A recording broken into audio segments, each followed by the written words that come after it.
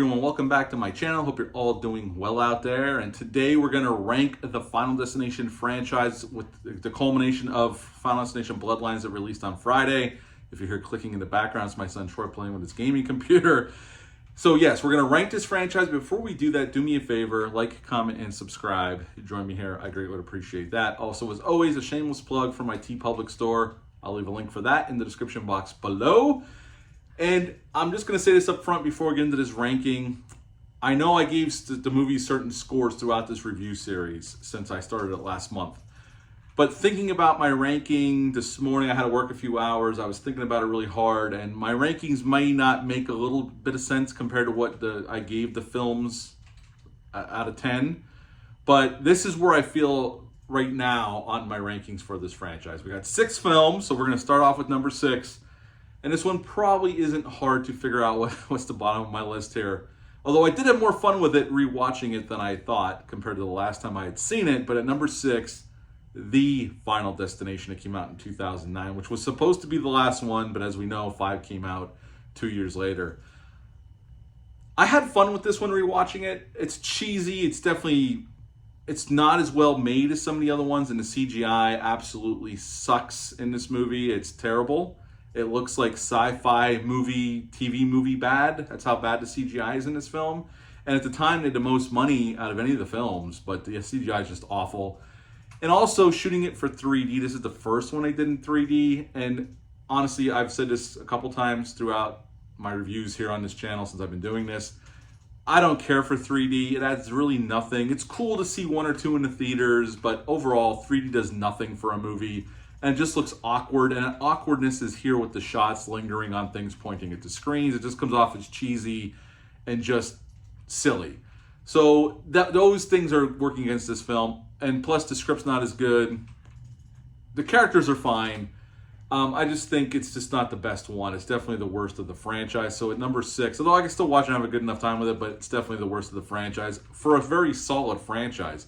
So number 6, The Final Destination. At number 5, one I wasn't planning on putting this here. If you would have asked me a week ago with the first 5 what they would have been, this one wouldn't have been here. But all these from here on up, I really, really enjoy and can pop them in at any moment and rewatch them and have a good time with it.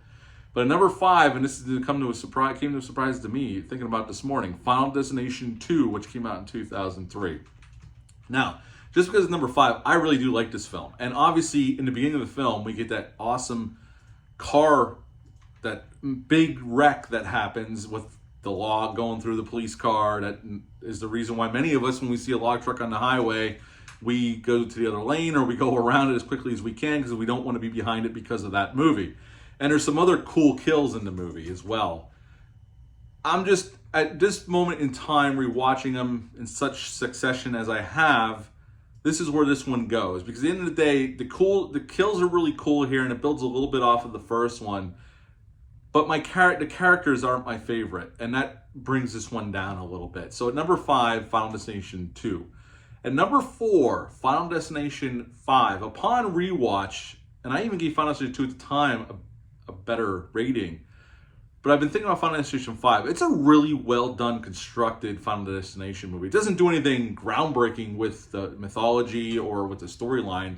It's pretty much the same as the other ones, but there's that opening set piece is great on the bridge.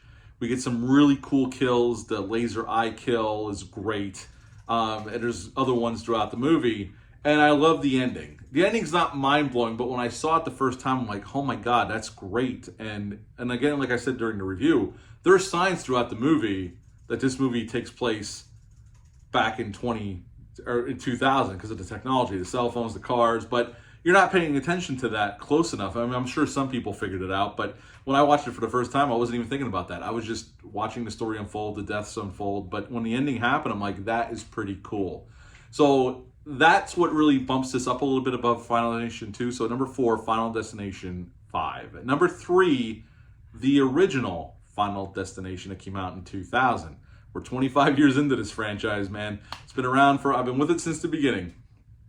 This first one still holds up pretty well. I think it takes a little bit too long to get going. And, I like Devon Sawa. and Ali Lauder and Kerr Smith. I think the cast is pretty good. Sean William Scott playing against type at the time because he was coming off American Pie. 1 and 2 was coming out later this year that this came out. And I think they're all good here. I think, although how clever the story is, I think it gets a little clunky and it trips over itself getting towards the finish line. But I still really like this movie. I just rewatched it like a month and a half ago. It holds up really well. It's not the bloodiest of the franchise, but the kills are still pretty cool here.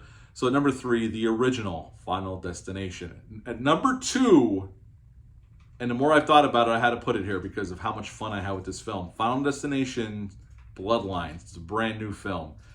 I was thinking about it even more this morning. I would even give it a little bit higher of a rating than I did last night on my out of the theater reaction. I gave it a 7 or an 8 out of 10. I'd give it an 8.5. This was a lot of fun. Not only is it funny, I'm not going to spoil anything if you haven't seen it yet. It's funny as hell. There's some really great funny moments between characters. Nothing to take it over the top. It's more character moments that are funny. Things that are said that just come off really funny. There's at least 4 or 5 times that I laughed pretty hard. The set pieces are really well done. The opening set piece is amongst the best in the franchise. It's really well constructed. And the changes they make, although we get right back in the Foundation template, but it's changed up enough just to give a little bit of a new flavor with this new one. And the deaths are bloody. This is probably on par with the bloodiest of the franchise. I mean, they really do throw the gore around. Some of it's CGI, unfortunately, but the CGI does look pretty good here. They hide it pretty well. And then there's some really cool practicals, gore effects that are really well done. And they do a nice job of misdirections with the kills. There's one in particular that involves a garbage truck, which is all I'll say, that definitely did not end the way I thought it was going to end. I thought something else was going to happen, but it actually totally diverted my expectations of that scene. And there's a couple other kills in this movie that will be talked about. And they're definitely up there with some of the best kills of the franchise. They were definitely very inventive with some of the kills. I will say the ending feels a little rushed. Like it just happens right away, and then the credits roll. So it kind of comes out of nowhere. And they do give a really sweet, awesome goodbye to Tony Todd. You got to see it. It's really heartwarming, especially if you like Tony Todd as an actor, as I do. And he's been in horror for a long time. Plus, he was in The Rock and a lot of other films, The Crow.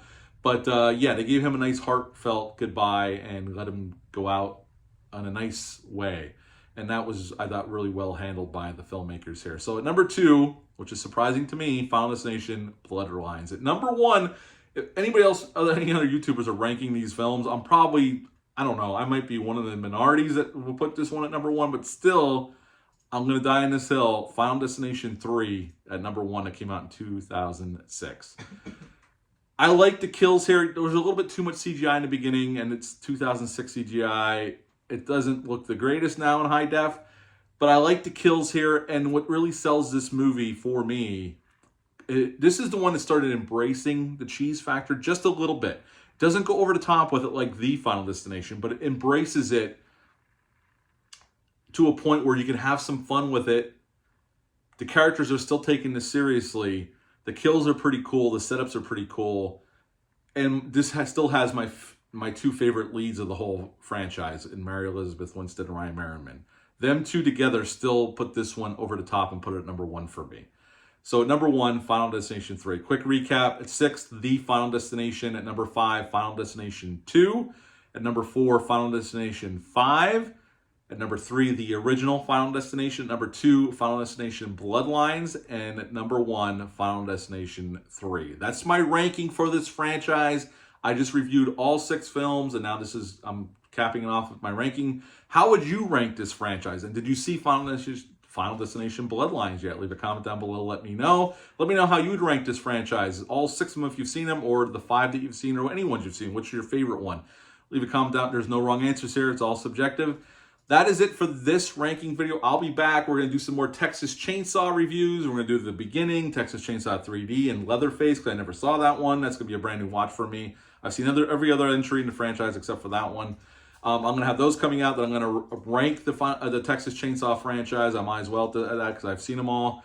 And then we're going to head off onto some other horror movies. Plus, we have our big Friday the 13th live stream coming up in June 13th. We're going to do Friday the 13th, part 4, the final chapter, which I've seen it many times. Troy's never seen it. It's going to be his first time watch, so be on the lookout for that. I'll start pushing out some promotions for that soon. But until next time, bye.